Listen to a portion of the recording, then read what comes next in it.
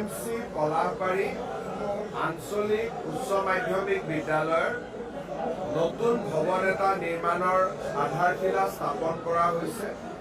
ৰাজ্যত ৫-৬খন উচ্চ আৰু উচ্চতৰ মাধ্যমিক বিদ্যালয় ৭ৰ পৰা ১০ কোটি টকা ব্যয় কৰি নতুনকৈ নিৰ্মাণ কৰাৰ এক বিশাল কৰ্মযজ্ঞ আৰম্ভ হৈছে। ইতিমধ্যে বহুকেইখন বিদ্যালয়ৰ নিৰ্মাণ সম্পূৰ্ণ হৈছে।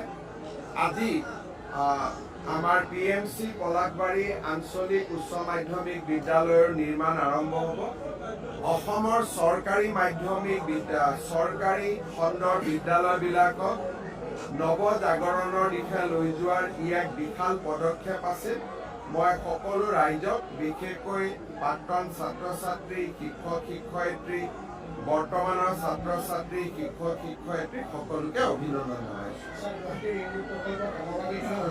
গুৱাহাটী ৰিং ৰোড প্ৰকল্পৰ যিটো কন্ট্ৰেক্ট বা ঠিকা বুলি কয়, তাক ইতিমধ্যে আবণ্টন কৰা হৈছে আৰু মই ভাবোঁ যে অহা ২ মাহৰ ভিতৰত তীব্ৰ গতিত কাম আৰম্ভ হ'ব আৰু ২ বছৰৰ ভিতৰত ই সম্পূৰ্ণ হৈ উঠিব।